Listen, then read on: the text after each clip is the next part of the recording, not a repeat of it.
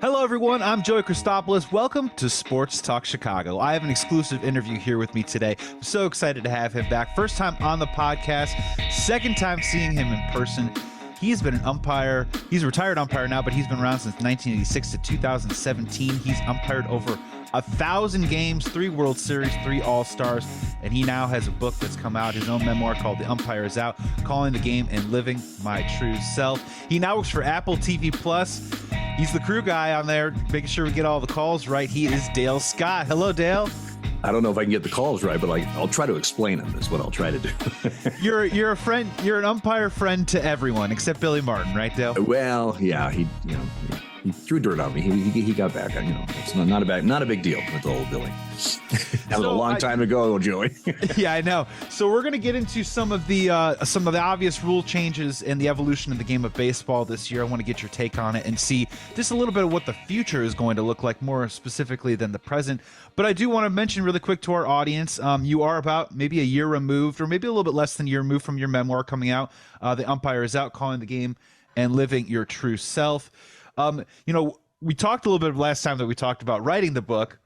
I want to get a little bit of some experience about what it has been like, going on a book tour, the response from fans, and just your experience over the last year since the book came out. Well, it's been tremendous, really. Last summer, I went on a book tour. I went to 8 MLB Pride Nights all around the country, and did book signings and stuff. Also hit some bookstores. Went up to Toronto and did a bookstore up there.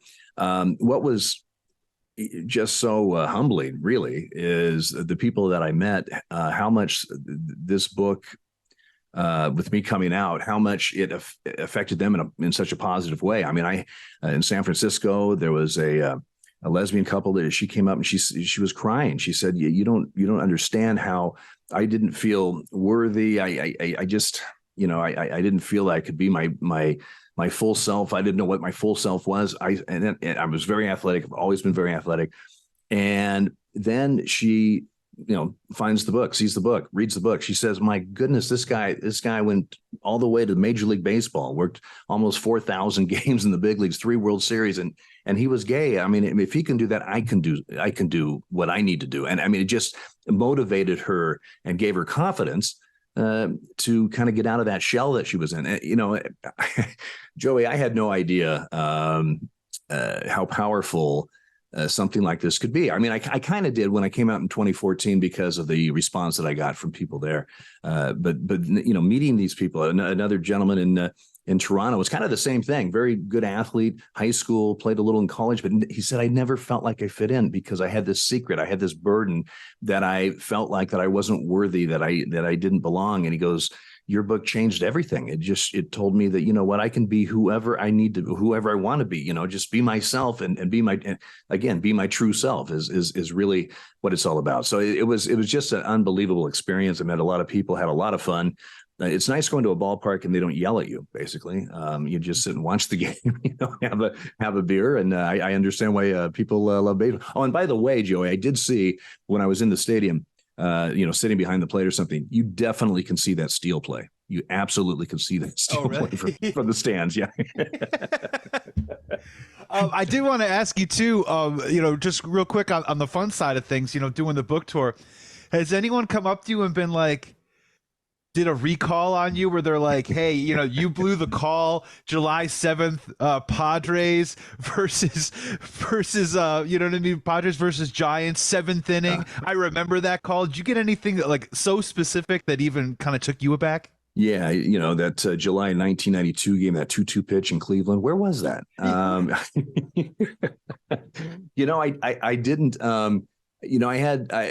It's funny. I had some people say that they read the book, and one of the stories in the book would I was at that game. I was there. Right, I was or I saw that on TV or whatever the case may be. But I haven't had anybody come up ready to knock me on my rear. For something that I did. You cost me $50. It's funny is sometimes I don't get recognized that much, but every once in a while in an airport or somewhere, and they'll say, hey, are you Dale Scott? And I always say, maybe. Depends on why you want to know. Because you never know if you cost somebody some money or what they think they cost them a game or something. So that's always interesting. But yeah, it was just an amazing tour, and it was a lot of fun. Yeah, I'm going to Tampa this year in June. I'll be at their Pride Night on the 10th or 16th, whatever, sometime in June. Yeah, Pride Month right around the corner. Yeah. And we're going to talk a little bit about, obviously the drastic changes that baseball has made. But I did want to ask you one quick final thought. And, we did cover this a little bit. I came out to the Palm Springs umpire training course, got a chance to interview you there, the great work that you do with the umpires there. And I kind of asked you that during that time, but if you can just provide a little more context. And honestly, your story is so impactful for this audience watching this episode right now. Can you just kind of go back a little bit and talk a little about, when you mentioned, the burden that some people fear, the fear that some people have when it comes to being open and living their true selves, especially when it comes to identity and sexuality. Can you go back to that time in 2014 and just kind of bring our audience into a little bit of, what went into the decision making, what you were feeling emotionally at that time, and then moving forward, some of that emotions going into the process of you writing the book with Rob Nair? Yeah, I went full circle. I mean, when I went to umpire school, when I got in the big leagues, I was living a double life. I was actively trying to make sure they didn't know about my sexuality, even though back home in Portland, I was with Mike since 1986, and I wasn't closeted in Portland, but I was in my baseball life, and in a way, it was easy to do, kind of, because baseball wasn't in Portland. I was on the road, and I didn't work in a city that I lived in. But as things progressed and everything, I mean, Mike and I officially got married in 2014. 2013. And they basically, an article had come out in Referee Magazine and talk about all my whole life. And the person that's been in my life since 1986 wasn't even mentioned. I just thought, it's time for me. There's so many people, because of the marriage equality thing that was going on, that had worked so hard to make this happen, to make it, I sat back and I'm getting the fruits of that, basically. And I thought, what, I'm just tired of doing this. It's time for me to step up and also, just come out. Now, granted, I'd been in the league 20 some years. I'd been very established. It's a lot easier to do it then when people, than if I'd done it when I first got in the big leagues or something. But still, it was very impactful. And you're a little nervous. You don't know what the reaction is going to be. I mean, the staff knew, the other umpires knew, Major League Baseball, the people I worked for knew, the teams didn't, the media didn't, of course, the fans didn't.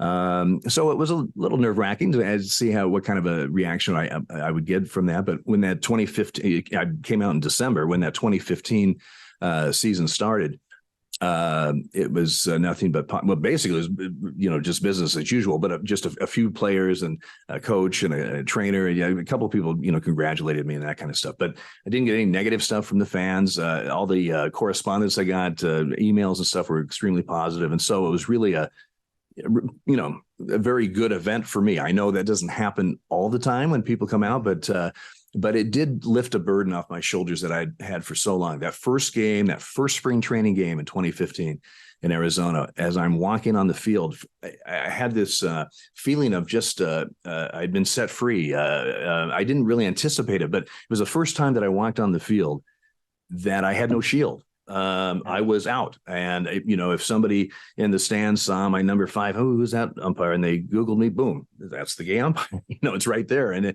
it was, I felt like I'd broken free, that it was really, truly my true self from that point forward when I was on the field. And the book is called The Umpire is Out, Calling the Game and Living Your True Self. And it's got a little bit of everything too, Dale, which is what I love about it. Obviously, if you're a lover of the game of baseball, I mean, it's got some incredible stories between the white lines and outside the white lines. And as you mentioned, games that people will immediately go, oh, yeah, I remember that. That's incredible. Oh, he called that game. He did that. Well, also stories that really talk about an individual going through something, and then the impact that can obviously come from it, by living your true self. So, Dale, I do want to transition a little bit over to, the modern game of baseball. When we talked last, things have changed a little bit in the game of baseball, and I want to get your take on them. So, maybe instead of just going in order, we could talk about the bigger bases, the pitch clock, the throws over to first. Which one right now would you say has had the most drastic impact on the game, and what is your take on it so far? Well, my take, first of all, overall, has been outstanding. Yes. These rules were vetted in the minor leagues, and they're doing exactly what they did in the minor leagues. They have quickened the pace of the game, less dead time. Now, everybody says, "Oh, the games are shorter." Well, yeah, but that's a byproduct of what the rules are doing, and what really MLB was trying to do is get the pace up. And by virtue of doing that, you're going to have quicker games. But there was, a lot of dead time in games, and old school, people that are pure baseball fans and understand the chess match and all that stuff, that doesn't necessarily bother them, that pace or that game times. But there's a lot of people that it just was boring to them, basically, or there wasn't enough action. And of course, part of that too was the shift in the analytics, where we had basically the last few years, it seemed like it was strikeouts and home runs, and a lot of ground ball outs with these pull hitters or whatever. And Dale, if I can just really quickly, I mean, you've been in the majors, you've been umpiring for multiple decades. You started in 1986. In your opinion, when you talk about the chess game, the preponderance in between pitches had kind of gotten a little out of control, correct? I mean, the game had changed from pitch to pitch. Would you say in that? Yeah. There's no doubt. But you asked me what rule I thought had the most impact or whatever. They all have had their own impact, but I think the disengagement rule for the pitcher is a huge change. It is that with that and the larger bases have stimulated stolen base attempts, which have gone way up. That's action. That's something happening. But pitchers can't just step off or make a lazy throw to first because they're just a little bit gassed and they want to get or trying to get the bullpen, trying to get a guy in the bullpen going. Exactly. And I think people have asked me, that pitch clock is the biggest thing that's happened. I said, well, I don't think so. I think it's the disengagement. I think that's what's going to be really affecting. I mean, they all affect it, but it really is going to affect the game a lot, and because you just don't have that luxury anymore. And like I said, stolen base attempts are up.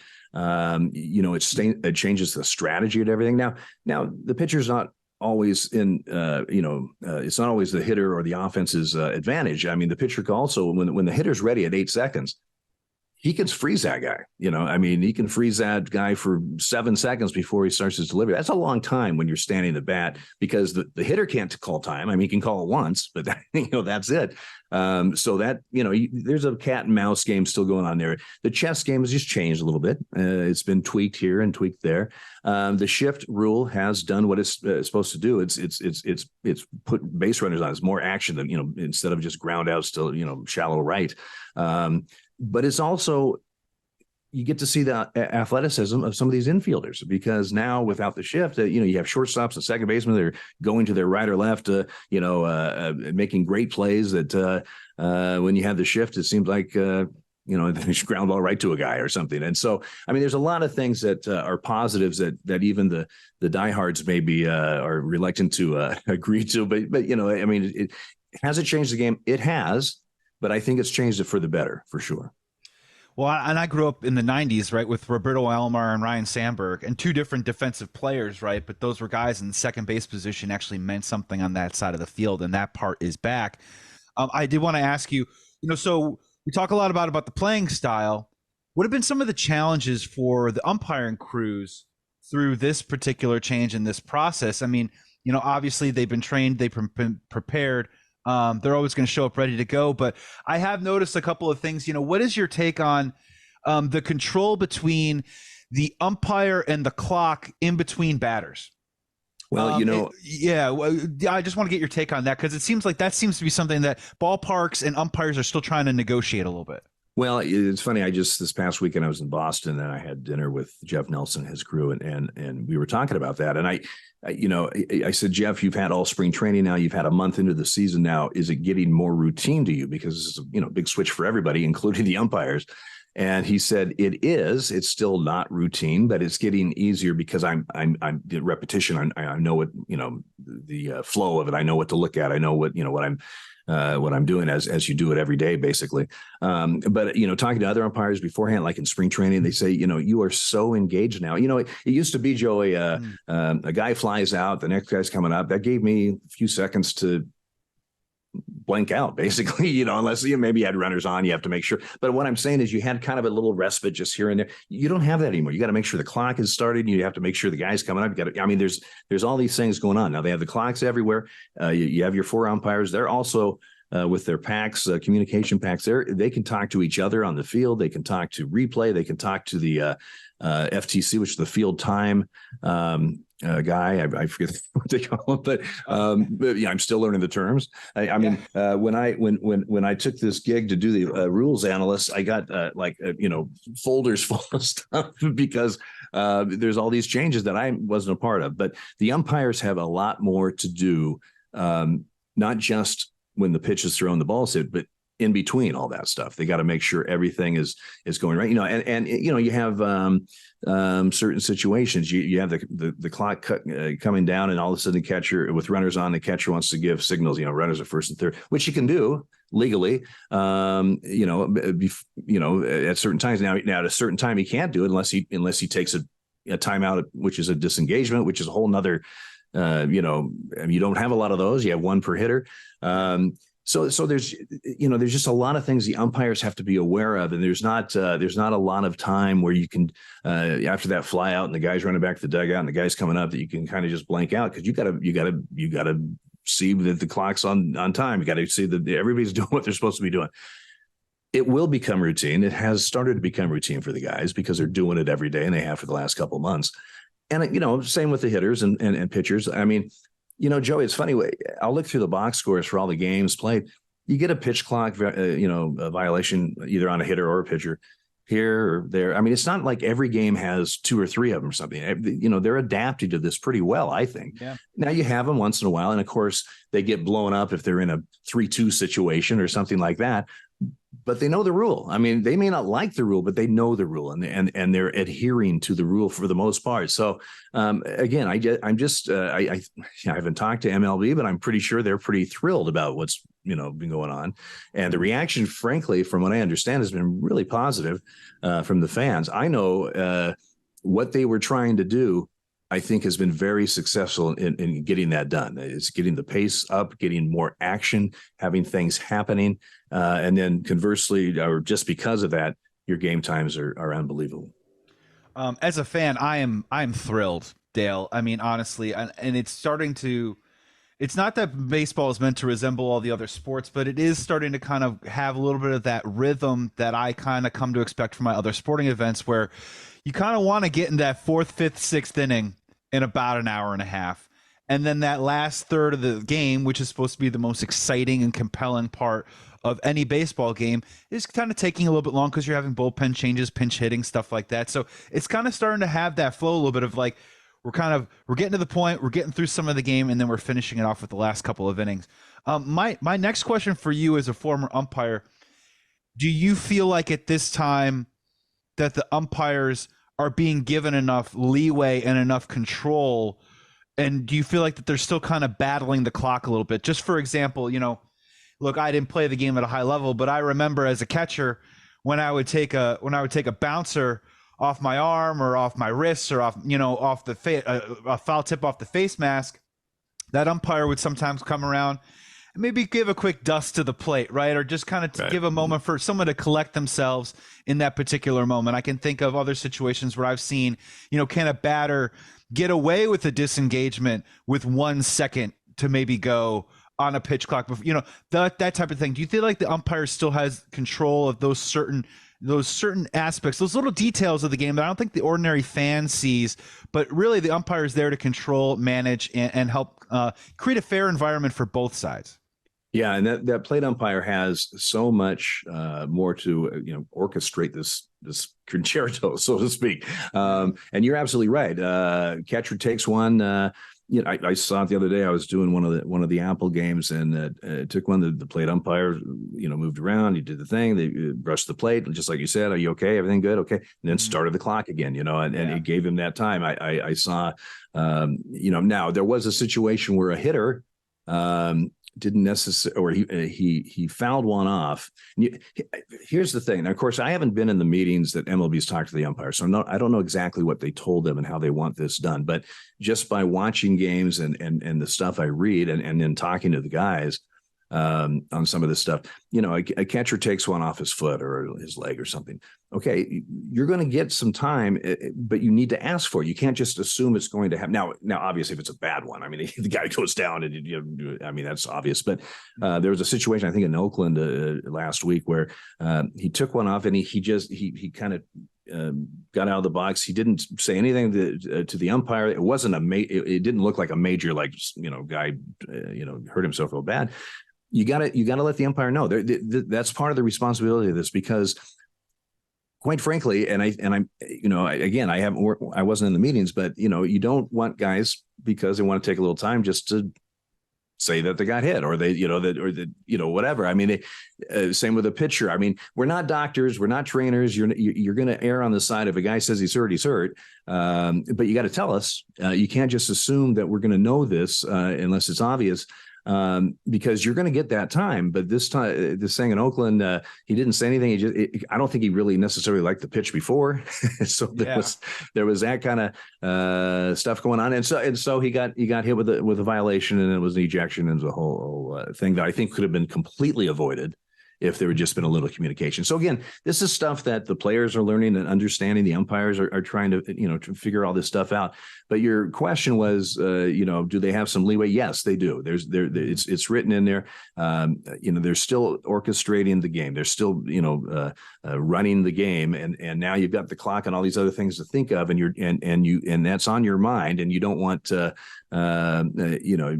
that's there for a reason, and it's working. But they do have chances. And the other thing is these FTC, the field timing coordinators, FTC, they can communicate with them. For example, they have to be awake. I mean, they have to be on top of their game up doing this, because that clock is changing and starting and doing this all the time. You got to be watching the umpires if they call out the clock for whatever reason and then start it up again. I mean, all that stuff is coordinated, and they can talk to them and say, hey, listen, you're starting the clock too late, or you're whatever it might be, just so they can be in communication. So it's changed so much since I was on the field in 2017. It's insane.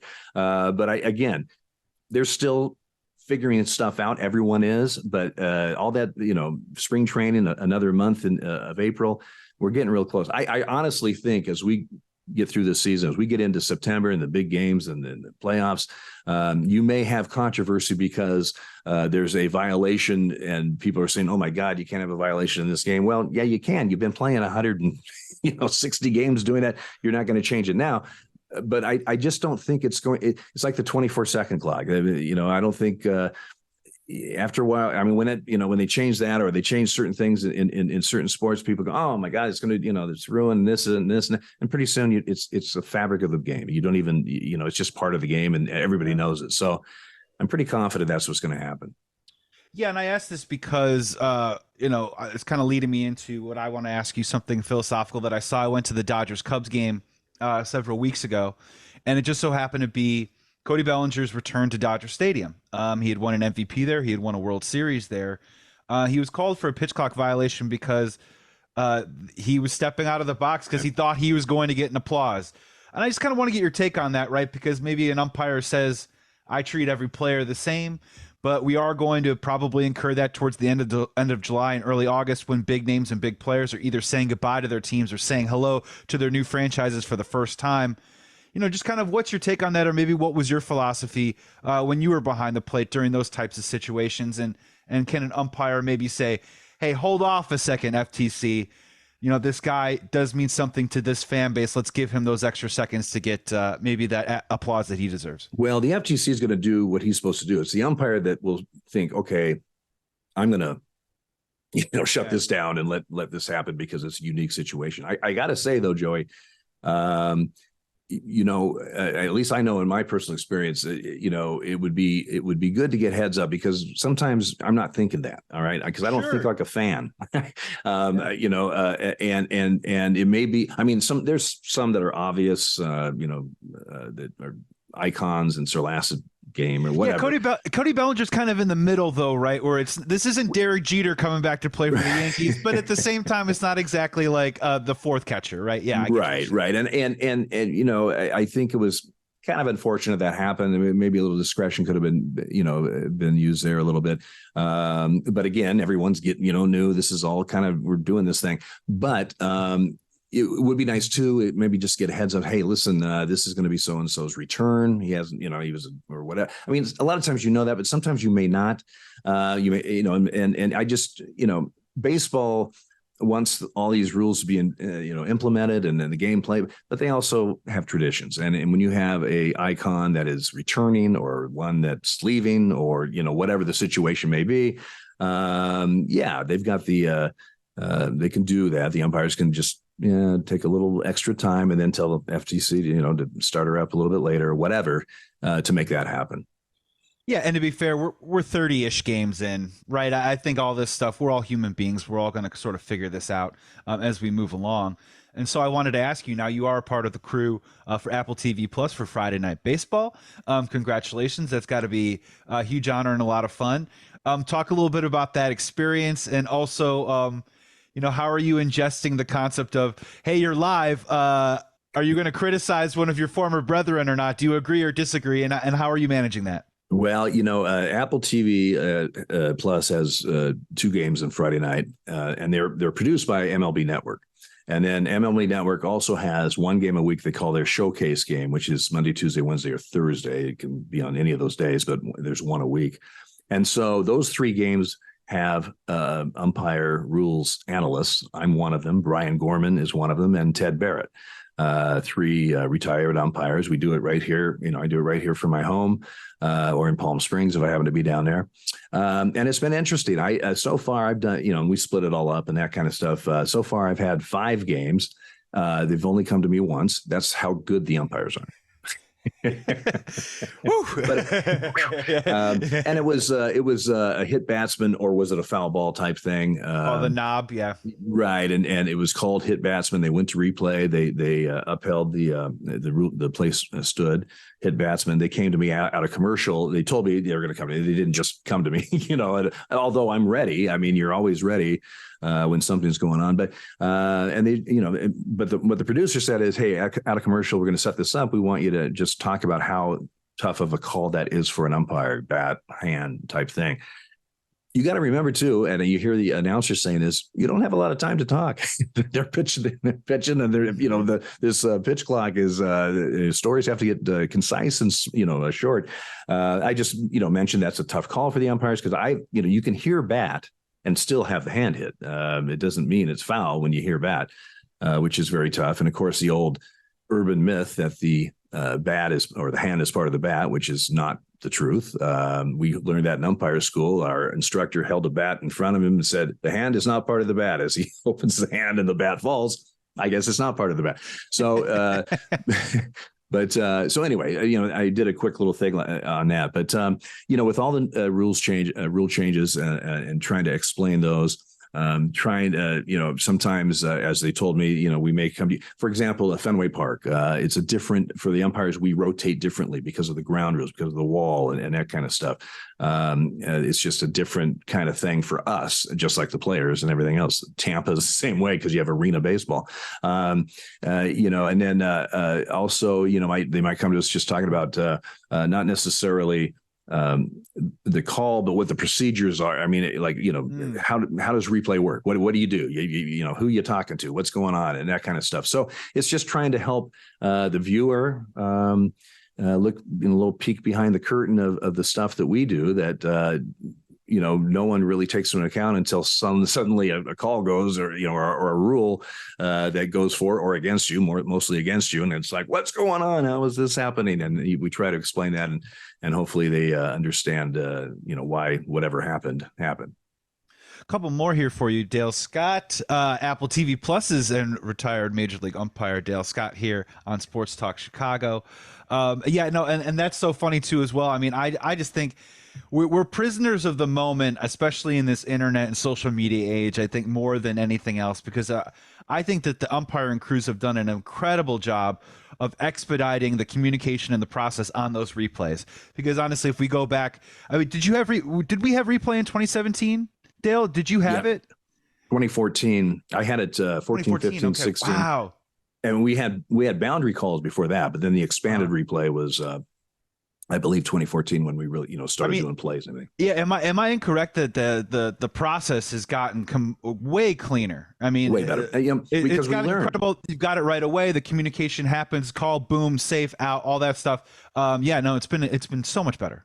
Well, again, a lot of people don't realize, but when that umpire on the field, they're talking to another umpire. That's right. Part of our schedule is. You're working in Boston and then you go to Baltimore and then you have a week in New York working replay. And so you have umpires on both ends, but we've learned so much, through trial and error and everything. When a close play happens, something happens already at the replay center, they're already looking at angles and stuff. They may not even come to us, but we're already starting the process if they do. And the other thing we learned as we expanded replay, we have, of course, you're taking the pictures off the telecast. It could be a home team, visiting team telecast, could be a national telecast.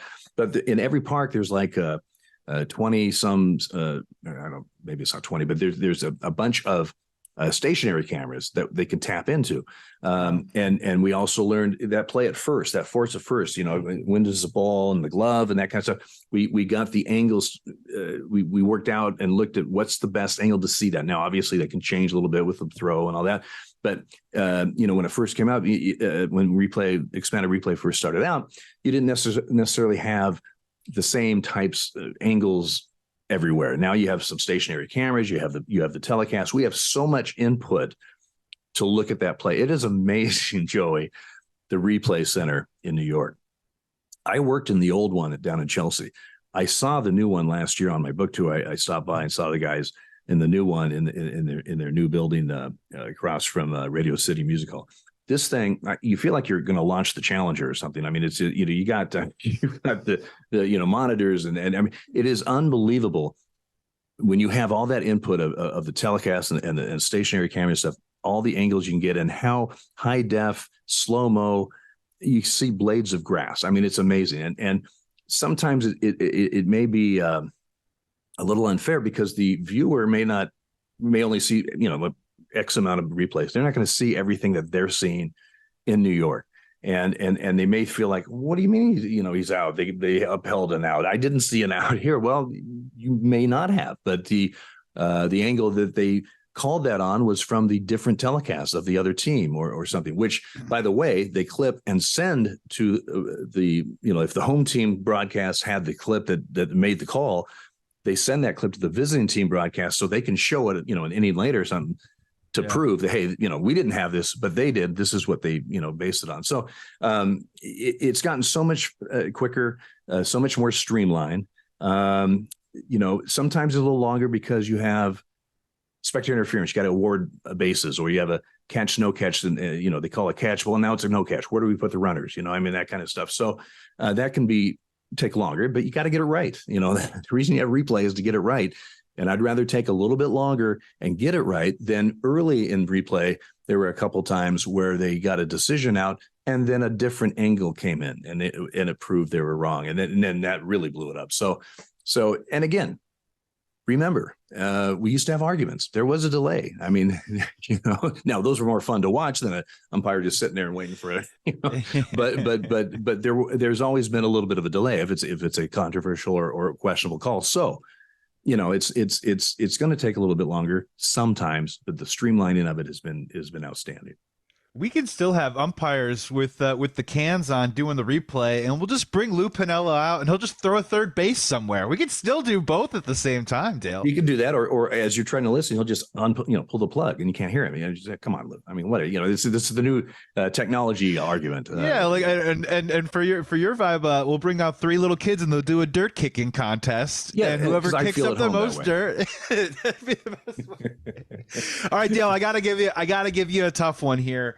I want to think that this one is probably more in the focus group stage. I don't know if this movie is going to be made, but they have talked about it a little bit. We have seen it in different forms of baseball. But replay on balls and strikes. Where do you land on it right now, and what do you think the future of it is? And should umpires begin to prepare for that? Well, they already are kind of prepared for it, as far as they know it's coming. There's no doubt it's coming. It's just what form is it coming, and what tweaks, if any, do they need to make this system, much more reliable or believable? Maybe it's a better. Right now in AAA they have. I believe one of the leagues is completely an ABS, the automated ball and strike system, where the umpire has a earpiece. He doesn't call a thing. He just waits for the eye in the sky to say ball strike, and then he signals it. He, however, has to be ready every pitch, because if there's a glitch on that pitch, the eye in the sky will say, "It's yours." You've got to make your call. So you got to be in on it anyways every pitch. So regardless, right, and plus you got to be in position, for hit batsmen, catcher interference, all kinds of things that can happen during a pitch. And plus, if he fouls it off, you can't just be standing there. You got to be down like you normally are. But that's one of the AAA. The other AAA is doing the challenge system, which is the umpire does what he's been doing all the time. He calls pitches, but they can challenge. Right now, I believe it's 3 challenges a game. That could change. Kind of a lot. The only person that can challenge on a called strike is a hitter. And on a called ball is a pitcher or catcher. You don't get challenged. From what I understand, you don't get challenges from the manager, coach. Anyways, those are the only people who can challenge. Now, most batters I know don't think anything's a strike. So I could use that challenge system. We're handing the keys to a biased group of people here. Is what and pitchers aren't too much better. So yeah. 3 seems low, and again, this could all change, but it's a challenge system, and those are the 2 systems they're working on. Let me also say, before people just completely their heads explode, oh no, a challenge, so we have to go to replay. Pitch challenges in the minor leagues, when they've used these for the last few years, are very quick. They're very quick. There's not the long. The delay is not that long anyway, but it's not like the delay that you have for a play. It's pretty almost instantaneous. It's like a challenge. We got a challenge. Okay, what's a strike? Okay, boom. I mean, that's pretty much it. So that's the other model. I think personally that the challenge system is the way to go. And the reason I say that is it keeps the plate umpire engaged. Yes, you have to go down for every pitch in case it's fouled, so you don't get killed, but also for, like I said, a hit batsman, catcher interference, whatever. But to make a plate umpire focus on every pitch, never calling it until all of a sudden you call it. And that could be in the 9th inning with the tying run, 3-2. Oh, boy, we had a glitch, call it. It's like, oh, geez. I know the focus that you need to call a Major League Baseball game as a plate umpire, and to apply that focus every single pitch, never knowing if you're ever going to call it or not, it's almost torture for an umpire to do that. I mean, I don't know how to explain. It just seems very unfair to me to a plate umpire. I think to keep him engaged, let him do what he's been doing. Okay, our accuracy is pretty darn good. It's not perfect. Frankly, I'm not sure the ABS system is perfect, but because the ABS, right? Aren't they struggling? Am I making an inaccurate statement when I'm saying that they're struggling with the curveball? The curveball depth is something that they're not 100% sure is tracking properly right now. Correct, and if the curveball is not tracking well, God forbid somebody throws a knuckleball. That could blow the system up. Yes, there. in theory, the ABS is going to be perfect, and there won't be any controversy. Well, you know what? They said that about replay too, and there still is, because nothing's perfect.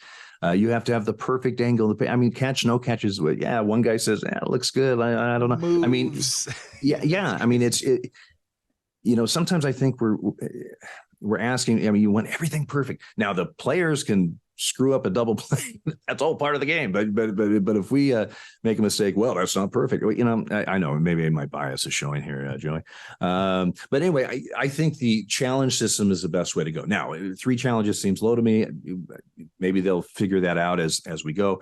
But as far as tracking, I've heard that the definition of a strike might change a little bit, because the ABS system right now, we've talked about this before, umpiring is a science and an art, and the science is the rules and the nuts and bolts of the game. But the art is us applying those rules in a at the major league level, which is not the college level or high school level. That's different.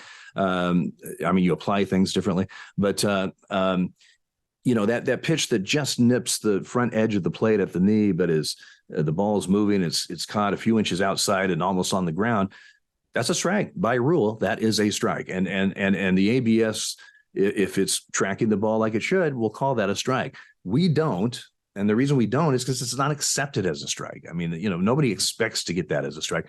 Yeah. A pitcher does because he threw it, but nobody else does. And so that's part of the art of umpiring, where an ABS system doesn't have the art. It just has the nuts and bolts science of what it's supposed to do. So will they tweak the strike zone a little bit to make it more friendly to the ABS? I don't know. I don't know if that's going to happen, but that's certainly a possibility.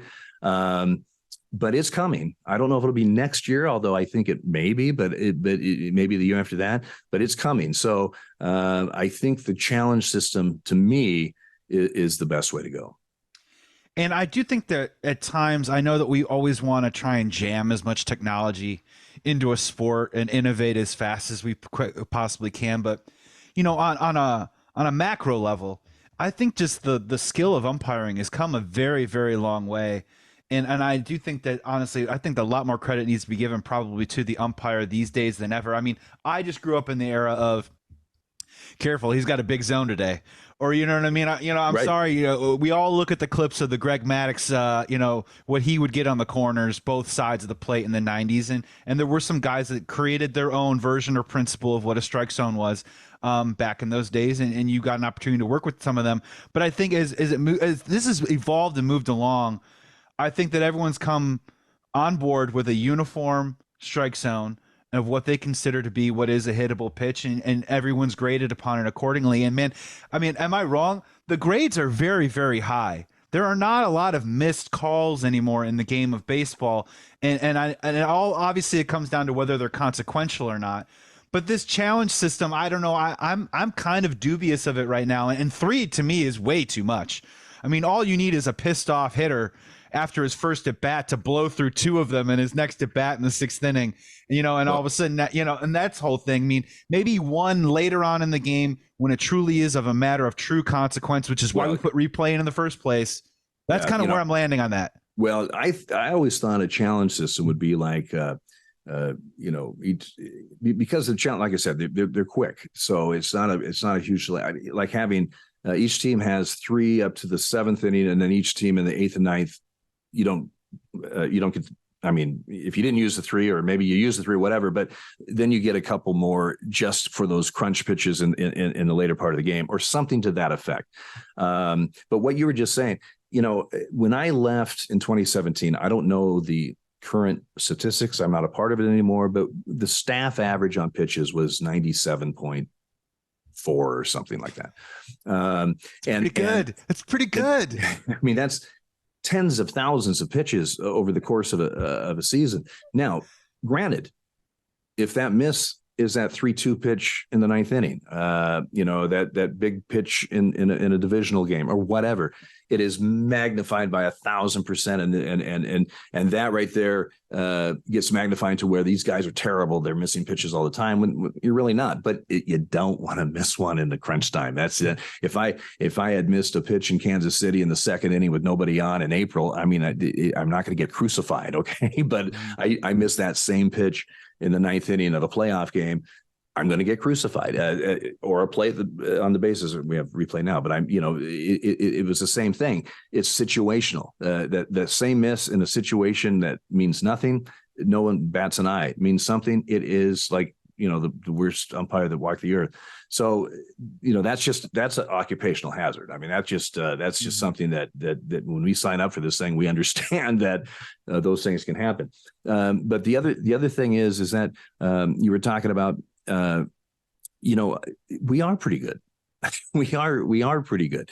And in 2003, the ABS, which is not what it is now, but it was called Quest Tech and stuff. That's how we started getting evaluated. And the whole reason for that was because we were way too wide, way too short on the high end, on the top of the zone. I watched games that I had in the 90s that might be on MLB Classic or something, and I go, "Oh my God!" I mean, I'm calling pitches, but that was what was going on then, and you didn't see a lot of hitters go crazy because that was kind of accepted. You're absolutely right. There was as long as you're consistent, as long as we know where you're calling them, we may not like it, but we know that's what you're going to do, and we're going to adjust and that kind of stuff. And baseball, granted, they want to get away from that, especially when both staffs coming together in 2000. They wanted much more consistency, and they wanted much more of what the true strike zone was. And that's why we started having this system to evaluate us. And it did what it's supposed to do. It brought us in back on the plate, on the edges, and it raised that high strike a little bit because we were calling nothing above the belt almost. I mean, just it was really pathetic. And it standardized the low pitch at the hollow of the knee better than the old one. It did what it was supposed to do. And I think staff wide, if you looked at the staff today and you look at the staff in 1999, so much more consistent today, from top to bottom on the staff than we were back then. So those things have done what they're supposed to do. The ABS now is just refining that basically. But I'm still one of those guys that says, be careful what you ask for. It's going to happen. So you can't fight City Hall. You can't fight the commissioner's office.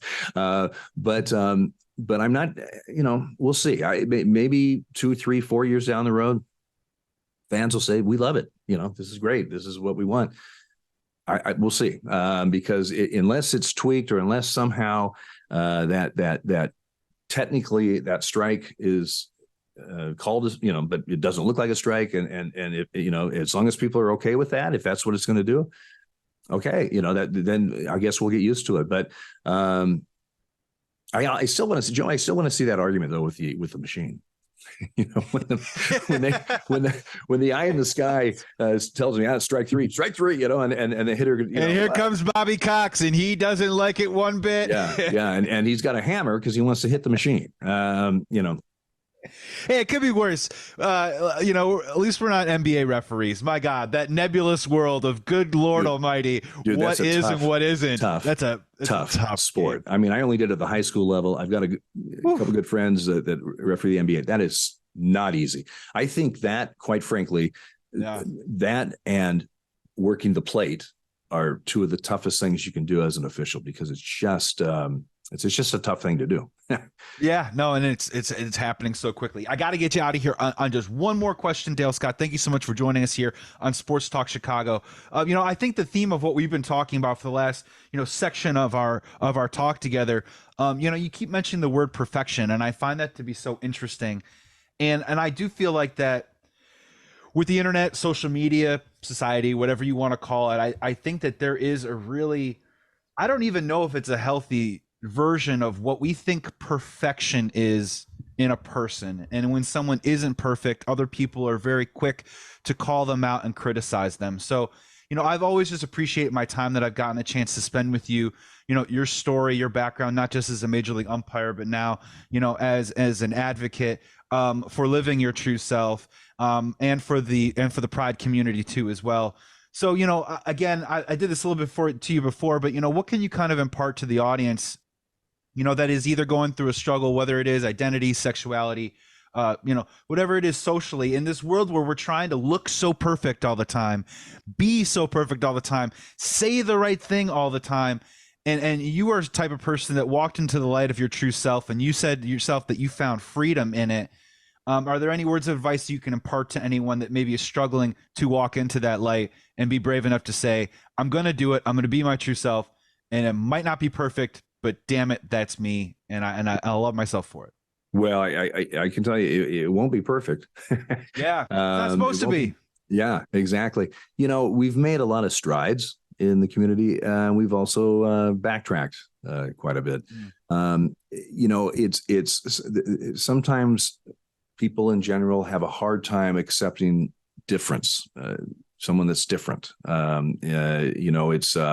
It's not my norm. I don't understand it. I don't want it, and it must be wrong. It must be, whatever. Or it's not what I would do. It's, it's the internal ego. If it's not what I would do, then therefore it cannot be correct. Yeah. Right. And unfortunately this country is very tribal right now, and those things. But what I can say to people that are maybe struggling to, their own sexuality, struggling with their own, gender issues is, I know it's easier said than done, but when you look in the mirror, be true to yourself. Now, when I did that many years ago, and society was a lot different, when I was 19, when I figured out who I really was, and I accepted it, I was fine with it, but I also knew I'm going to have to, like I say in the book, I have to play the game. I may have to lie or be deceitful or deceive or whatever, because society, to manage this obstacle course called life. And, I still think that at times you're going to have to do that now, but don't lie to yourself. Be true to yourself. Understand that you're okay.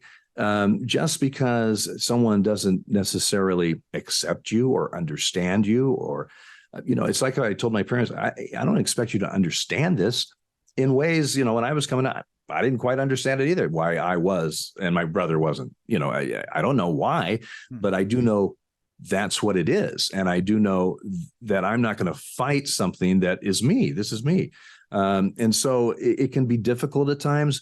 You have allies, you have people that hopefully you have allies and people that you can talk to and that you can vent to, and you can share.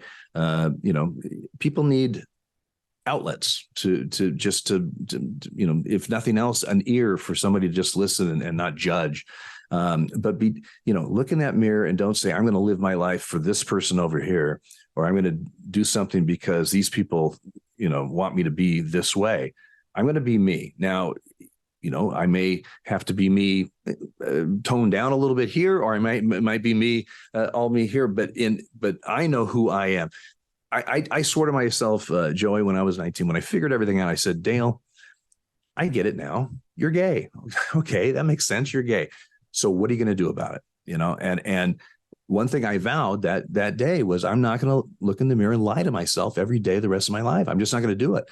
And I wasn't going to bring in, have a girlfriend or get married or something as a cover and bring somebody else innocently that has no idea about me into a situation. I just wasn't going to do that. But I also understood I had to play the game and that type of stuff. So it's not easy. There's a lot of factors: employment, religion, families, there's a lot of stuff out there. But the one thing I just keep telling people when I talk to them or they ask me or whatever is, don't lie to yourself. Know who you are. And then you can, work this obstacle course of life and make your choices and make the moves and talk to the people and whatever you got to do. But don't lie to yourself, because I've seen people do that. And down the road, they've brought other people in. They're miserable. It's just not usually a very good outcome. Yeah. And just, no one is ever alone. Even those that might feel that particular loneliness is, there's a great chance that there are people out there that care about you and support you. And there are people out there that you haven't met yet that probably care about you and support you. And there's ways to do that and reach out and be able to achieve that. The book is called The Umpire is Out, Calling the Game and Living My True Self. He's and now also, Joey, the audiobook's out too. It came out the end of February. Are you narrating? Yes. I narrated it. How is that? Was that fun? That was interesting. Yeah, they booked 5 days in a nondescript studio in Burbank right before Christmas, and I thought 5 days, man. Well, we got it done in 4. It's a challenge to read, even though it's mine. It's just different. I've done voiceovers, I've done ads, spots or whatever in radio and stuff. But to do a book was a challenge. It was fun. I'm glad I did it. I know one thing, Joey, and mark my words, if I ever do another book, and it's going to be an audiobook also, I am not going to have as many Latin players' names in the book, because it's one thing to put it on paper. It's another thing to try to, say it correctly on an audiobook. So that was a learning curve, but it was a lot of fun. But anyway, the audiobook is out. All the places you usually get audiobooks. If a lot of people wanted audio instead of reading it, they just don't have time, so they can listen to it as they're in the car or whatever. So it's out, the book's out, and so far the reviews and the feedback has been outstanding. Yeah, a wealth of baseball history in that book. Amazing stories. It's funny. It's heartfelt. From a good man and an inspiring man. Dale Scott, so great to see you here on Sports Talk Chicago. Thank you so much for coming on. Be well. Can't wait to do it soon. And have a wonderful time. Just remember, you got to get that arm angle right in Tampa next month for Pride Month. You got to get that arm angle just right. For over 30 years, I handed the ball to a catcher to throw the ball. So, there's a reason I did that.